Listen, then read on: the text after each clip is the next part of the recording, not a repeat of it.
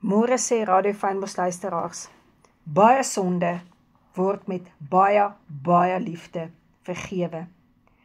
Kom ons gaan staan saam met Maria Magdalena in hierdie dagstukkie van vandag, in die skemer van die deur, waar sy nie welkom was om in te gaan, waar die man reeds aan tafel aangelê het vir ete, met Jesus as vername kuiergas. Ons stap saam met haar tree vir tree, al hoe nader aan Jesus, en ons ervaar hoe sy oë die dankbaarheid van haar hart sien. Ons beleef saam met haar die angs wat die res van die mans, veral die fariseer Simon, haar probeer herinner aan watter tipe vrou sy eintlik is. Ons huil saam met haar by die voete van Jesus en ons breek saam met haar die albaste fles oor sy voete, ons alles wat ons het, en ons staan in die skaduwee van ons koning se geregtigheid, waar hy aan ons liefdesverklaring aan hom voor die fariseer verduidelik. Dit klink soos die mooiste melodie. Omdat sy baie sonde gehad het, het sy my baie lief.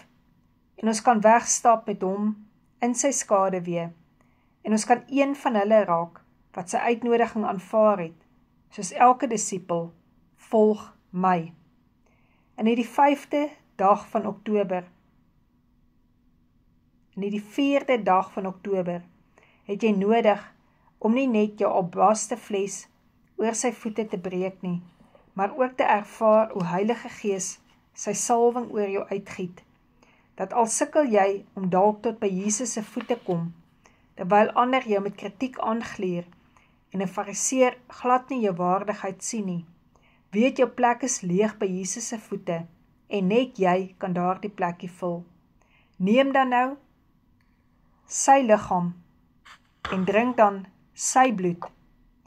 Drink sy bloed vir die oorwinning wat jy het, dat jy kan kom by daardie plek om jou grootste geveg te wen, waar jy mense nie kan vergewe nie, en jy jouself nie kan vergewe nie. Vat daardie oorwinning, vat jou vergifnis by Jesus Christus en word gesond. Neem sy liggaam, neem dit binnekant in jou, totdat jy weet, jy gesond is. Toe 'n vrou in die stad wat 'n sondares was verneem het, dat hy in die fariseer se huis aan tafel was, het sy 'n albaste fles met salf gebring, agter sy voete gaan staan en begin ween. En sy voete begin nat maak met haar trane, en hulle afgedroog met haar hare, en sy het sy voete aan mekaar gesoen en met salf gesalf.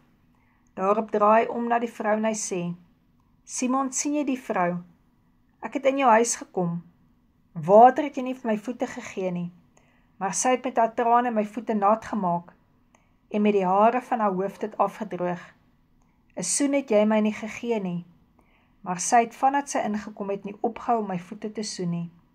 Met olie het jy my hoof nie gesalf nie, maar sy het my voete met salf gesalf. Daarom sê ek vir jou, haar sondes, wat baie is vergewe, want sy het baie lief gehad, maar hy vir wie weinig vergewe is, het weinig lief. Jy weet, in 'n wêreld waarin ons leef vandag, sal jy afgeskryf word. Afgeskryf word hoe mense dink, jy moet leef, hoe mense sê, jy moet wees. En dit is presies wat met hierdie vrou gebeur het. Sy is afgeskryf deur die samelewing as 'n sondares vrou. Maar toe sy na Jesus toe gekom het, net soos wat sy is, het hy haar lewe kom verander. En vir my, het die Here my geleer in communion-tyd, is dit die tyd wat jy jou albaste fles vir die Here kan kom breek, waar jy vir hom presies kan sê, alles wat jy deurgaan, dat jy jou hart met hom kan uitpraat, maar dat jy nie net daar sal bly nie, dat jy ook sy woorde sal vat, sy woorde wat vir jou vanoggend die geregtigheid gee, om alle teleurstelling uit jou uit te haal, om die teregstelling wat mense se woorde op jou het uit te haal, weg te vat, waar hy vir jou sê, jou sonde wat baie is, daardie wat jy juist dink jy is so niks, en jy so van alles afhanklik van God, dit is jy wat nader aan die Here wil kom, om vir hom vanoggend te sê, Here, ek kan nie meer met hierdie wrokke leef nie, Ek kan nie meer op my eie gesond word nie. Help U my. Dankie dat U my liefhet. Amen.